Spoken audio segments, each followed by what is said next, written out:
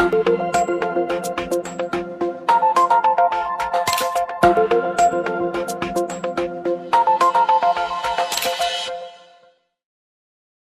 know, it feels like every single day there's another headline about a huge cyber attack, right? Data gets stolen, services go down, and companies are left scrambling. It's just this constant barrage. But have you ever really stopped and wondered, how do these digital heists actually work, step by step? Well, today, we're gonna tear one apart and find out.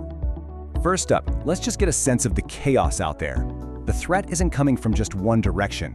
It's more like a perfect storm, hitting everyone from everywhere. So here's a huge one. Attackers are going after Amazon Web Services, one of the biggest cloud providers on the entire planet. They got their hands on stolen credentials and hijacked customer accounts, basically turning them into their own private money printing machines. Then you've got this kind of thing, a 0-day. Now that's a vulnerability that the good guys don't even know exists yet. And it's being used right now to attack the actual network hardware that connects our digital world.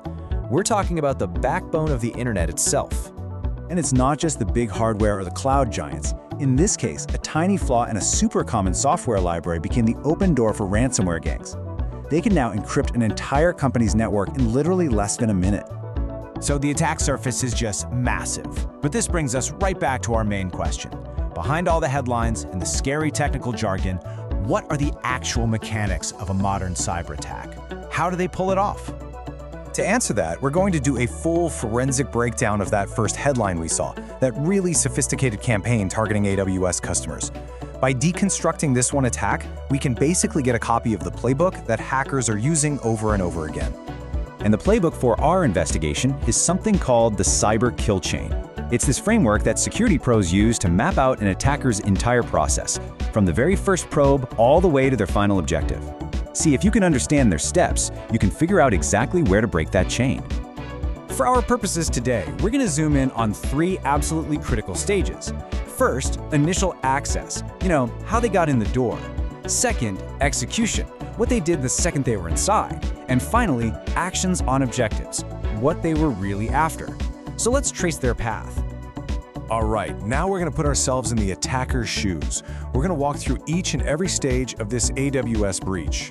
This is where all that theory becomes a very, very fast and very damaging reality. So how did they get through the front door? It wasn't some crazy movie-style hack. It was actually way simpler and, frankly, a lot more common. They used stolen credentials, specifically Identity and Access Management, or IAM, credentials. These are the digital keys to an entire organization's cloud kingdom, and the ones they got, they were basically the master keys to the throne room, with full admin-level power. And with those keys in hand, they did not waste a single second. This is stage 2, execution. The attackers immediately started mapping out the victim's entire cloud environment. It's called enumeration. Think of it like a thief who just broke into a mansion and now they're quickly going room to room to see where all the valuables are. In this case, the valuables were computing power. Once they found it, bam, they deployed their malware across all the servers to mine for cryptocurrency, stealing resources to make money for themselves. Now here's the part that is just insane. The speed. This wasn't some person slowly, carefully typing at a keyboard. No, this was a highly automated, lightning-fast attack. From the moment they first got in to the moment they had their crypto miners fully up and running and making them cash, it took the attackers just 10 minutes. And hey, don't just take my word for it. This comes directly from Amazon's own security team, the people who actually investigated this whole campaign. Their analysis highlights that speed and that cold, calculated efficiency. This was a digital smash and grab, executed flawlessly. Okay, so we've seen how the attackers won. It was fast, it was efficient, and for the victim, it was totally devastating. But the story doesn't end there, because the most interesting part really is how this entire heist could have been stopped cold right from the beginning with a modern approach to security. For decades, security was built like a medieval castle, right? You'd have a big, strong wall, a perimeter, and maybe a moat around it. The problem is, once an attacker gets over that wall, they have free range to do whatever they want inside. The new model, Zero Trust, just flips that whole idea on its head. It gets rid of this concept of a trusted inside of the network versus an untrusted outside. Instead, it runs on one simple, really powerful principle. Assume you've already been breached and verify everything all the time. So, how does that actually work? Well, it rests on a few key pillars. First, super strict identity policies, especially what's called the principle of least privilege. Think about it like this. When you give a valet your car key, you give them one that only starts the car, not one that also opens the trunk and the glove compartment. Same idea. Every person and every system only gets the absolute bare minimum permissions they need to do their job, and nothing more. Second, micro-segmentation. This is like putting automatic blast doors between every single room in your castle. If one room is breached, the fire can't spread. And third, continuous verification, which just means you never stop checking IDs at every single door, every single time. Okay, so now let's hit the rewind button. Let's play that AWS heist back, but this time with all of these zero-trust defenses in place. We're about to see exactly where and how the attacker's kill chain would have been completely broken. And this table just lays it out so perfectly. At that first stage, initial access, even with those stolen admin keys, the principle of least privilege means those keys just can't open every door.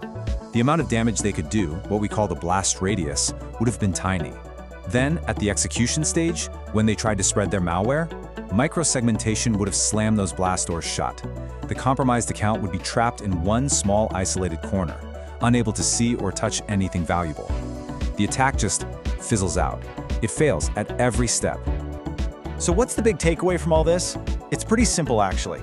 Trying to stop every single attack attempt is, well, it's a losing game. It's just not possible. But what we absolutely can do is build our systems with the assumption that attackers will get in, and then make sure that when they do, they can't actually cause any real damage. We can contain the fire. And that really just leaves us with one final thought to chew on. The most sophisticated hackers in the world have stopped trying to break down the front door. They begin all of their planning with the assumption that they are already inside your network. So the real question is, if that's their mindset, shouldn't it be yours too?